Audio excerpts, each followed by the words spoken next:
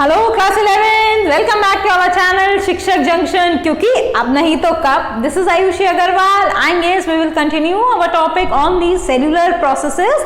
जैसे कि मैं आपको अभी तक लास्ट के लेक्चर्स से, इनफैक्ट लास्ट के 2 लेक्चर्स में मैं ओवरव्यू देती आई हूँ of the metabolism of certain macromolecules. तो उसी के साथ मैंने आपको लास्ट लेक्चर में भी थोड़ा सा हिंट दिया था कि हम क्या पढ़ने वाले हैं, और इसी के साथ मतलब इस लेक्चर के साथ हमारा जो ओवरव्यू है अपने बायोमोलिक्यूल्स का वो फिनिश हो जाएगा। Then we will move on to our metabolic pathways. तो इस लेक्चर में किसके मेटाबॉलिज्म की बात करने वाले हैं हम? ओवरव्यू अमीनो एसिड्स के मेटाबॉलिज्म की। ठीक है, अब अमीनो एसिड्स के बारे में ज्यादा डिटेल तो मुझे आपको बताने की जरूरत है नहीं, क्योंकि ऑलरेडी मैं बहुत डिटेलिंग्स आप लोगों को दे चुकी हूँ। आई होप सब बच्चों को समझ में आ गई होगी, और अगर समझ में नहीं आई है तो पहले वो लेक्चर्स जाकर विजिट कीजिए, अदरवाइज यहाँ पर भी चीजें समझ में नहीं आएंगी। इसीलिए जो लास्ट के लेक्चर्स थे वो बेस बने हैं आपके आने वाले लेक्चर्स के लिए। ठीक है, आप देखो सबसे पहले कुछ छोटी छोटी चीजें जो हमने ऑलरेडी पढ़ रखी है रिवाइज कर लेते हैं। अमीनो एसिड्स किसके बिल्डिंग ब्लॉक्स हैं हमारे? ऑब्वियस ही बात है, प्रोटीन्स के,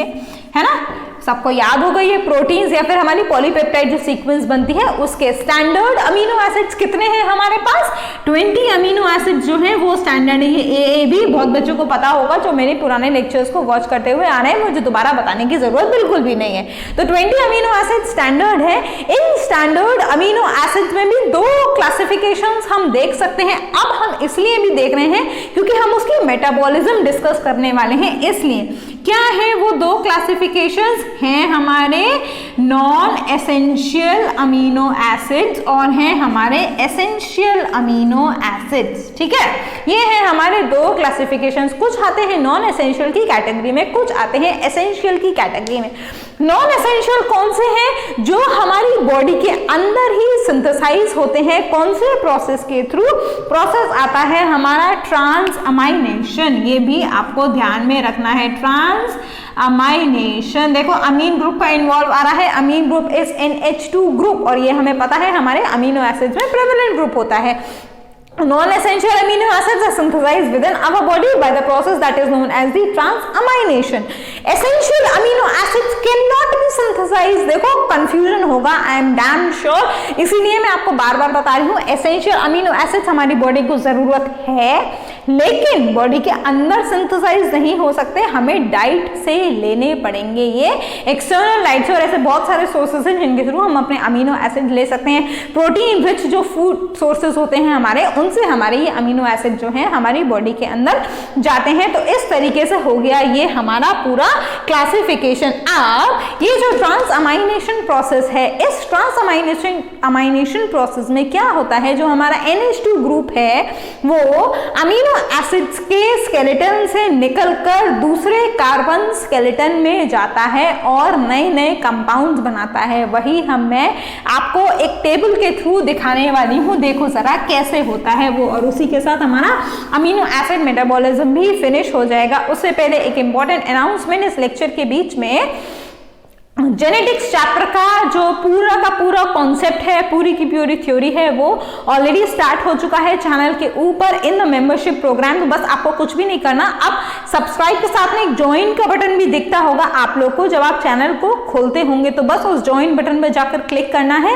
rest of the details will be there on the screen. जैसे जैसे बोलता जाए, आप लोग बहुत स्मार्ट बच्चे हो, आई नो दैट, है ना। तो जैसे जैसे बोलता जाए वैसे वैसे करना है, आप लोग को कोर्स की एक्सेस मिल जाएगी। उस कोर्स में मैंने अलग से आप लोग को नोट्स प्रोवाइड नहीं करने हैं, सारा कुछ उसके डिस्क्रिप्शन में ही लिखा हुआ मिलेगा। मतलब आपको नोट्स हैं, डायग्राम्स हैं, फ्लो चार्ट्स हैं, सब कुछ डिस्क्रिप्शन में एक लिंक मिलेगा जिससे आप वहां पर जाके डाउनलोड कर सकते हैं। No extra charge for that particular thing. And I know genetics एक बहुत इंपॉर्टेंट लेक्चर है, आप सब लोगों को पढ़ना है, इसीलिए मैंने वो अलग से स्टार्ट किया है। ये भी साथ साथ में चलता जा रहा है, राइट। चलो देखो अब कैसे हम डिस्कस करने वाले हैं। सबसे पहले आएगा हमारा क्या? हमारा आने वाला है डाइट के जो हम प्रोटीन कंज्यूम करते हैं वो। ठीक है, ये डाइट के प्रोटीन हमारे किस में कन्वर्ट होते हैं? अमीनो एसिड्स में। यही हमने अभी थोड़ी देर पहले भी डिस्कस किया था। अब हमारा जो अमीनो एसिड्स हैं उनसे बहुत सारी अलग अलग चीजें बनती हैं, जैसे कि हमारा बनेगा क्या? हमारी बनेंगी कीटोन बॉडीज। ठीक है, उसके ये कीटोन बॉडीज हमने अपने जो लास्ट वाला लिपिड मेटाबॉलिज्म है उसमें भी देखी थी। देखो इंटरमीडिएट सेम रहते हैं, जो हमारा प्रोसेस होता है जिसके थ्रू वो इंटरमीडिएट्स बन रहे हैं वो बदल जाते हैं on the basis of the precursor molecule from which that particular product is getting from. उसके अलावा और क्या बनाएगा, और बनाएगा ये acetyl coenzyme A, again a very important intermediate in all the metabolic processes. आपने देखा कार्बोहाइड्रेट में भी प्रेजेंट था, लिपिड में भी यही एसिटाइल कोएंजाइम में बन रहा था, उसके बाद हमारा यहाँ पर भी एसिटाइल कोएंजाइम में बन रहा है। उसके अलावा आएगा अमीनो नाइट्रोजन इन ग्लूटामेट। ये ग्लूटामेट एक इंपॉर्टेंट क्राइटेरिया, एक इंपॉर्टेंट इंटरमीडिएट बनता है कैसे हमारे प्रोटीन्स को बॉडी तक ले जाने में। इनफैक्ट इसकी पूरी भी डिटेलिंग आती है, बहुत इंटरेस्टिंग डिटेलिंग होती है इस पर्टिकुलर थिंग की कैसे बाहर से नाइट्रोजन कंज्यूम होके प्लांट्स में जाएगा, प्लांट से फिर हमारी बॉडी में आएगा, उसमें ये ग्लूटामेट एक बहुत इंपॉर्टेंट रोल प्ले करता है। तो देखो जरा, ये जो कीटोन बॉडीज का हो गया या एसिटाइल कोएंजाइम का हो गया या फिर नाइट्रोजन या amino group in the nitrogen in the glutamate है, ये सारा कुछ किस प्रोसेस के थ्रू बनेगा, वही जो अभी थोड़ी देर पहले मैंने आपके साथ डिस्कस किया। दैट पर्टिकुलर थिंग इज ट्रांसअमाइनेशन, इसीलिए मैंने इसको एक साथ क्लब करके आपको बताया है। अब ये कीटोन बॉडीज हमें पता है बहुत सारी चीजों में इंटरमीडिएट बनता है, कल भी मैंने आपको बताया था लीवर के लिए एक स्पेशल रिजर्व फ्यूल की तरह काम करता है। उसके अलावा एसिटाइल कोएंजाइम ए को बार बार लिखने की जरूरत नहीं है, सिट्रिक एसिड साइकिल के थ्रू हमारे कार्बन डाइऑक्साइड और वाटर में ब्रेक डाउन हो जाता है। ग्लूटामेट में जो नाइट्रोजन है, अब ये जो प्रोसेस है ये और थोड़ा जाएगा किस प्रोसेस के थ्रू, डीअमाइनेशन। डीअमाइनेशन देखो, ट्रांसअमाइनेशन मतलब अमीन ग्रुप का ट्रांसफर हो रहा है, डीअमाइनेशन का मतलब है जो अमीन ग्रुप है वो निकल रहा है। तो यहाँ से हमारा जो अमीन ग्रुप है वो निकल जाएगा NH2 और हमारा क्या बचेगा एंड में यूरिया की फॉर्मेशन में ये मदद करेगा। इसी तरीके से अब आप सबको पता होना चाहिए कि हम जो ऑर्गेनिज्म होते हैं वो यूरियोटेलिक ऑर्गेनिज्म होते हैं। एक्सक्रीशन में जो हमारे यूरिन में मेन सब्सटेंस प्रेजेंट होता है दैट इज दिस यूरिया, तो वो इस प्रोसेस के थ्रू वेस्ट जो है वो क्रिएट होता है।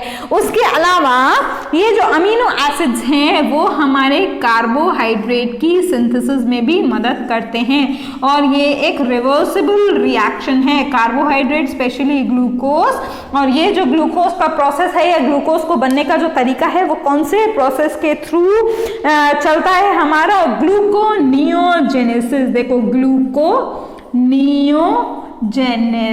ये भी याद रखना है, ग्लूकोनियोजेनेसिस दैट मींस ग्लूकोज की सिंथेसिस हो रही है। वर्ड कॉमन रहेगा, आगे भी आने वाले टाइम में आप इस चीज को पढ़ने वाले हैं। उसके अलावा हमारा ये जो अमीनो एसिड्स है वो अगेन एक और रिवर्सिबल रिएक्शन के थ्रू टिश्यू प्रोटीन में भी कन्वर्ट हो जाता है और ये तो हमें पता ही है क्योंकि हमारा जो प्रोटीन्स हैं वो सब कुछ अमीनो एसिड्स के थ्रू ही बनते हैं। तो this is how some of the things are getting into the protein. उसके अलावा अमीनो एसिड्स कुछ नॉन नाइट्रोजनस या नॉन प्रोटीन कंपोनेंट्स की सिंथेसिस में भी मदद करते हैं।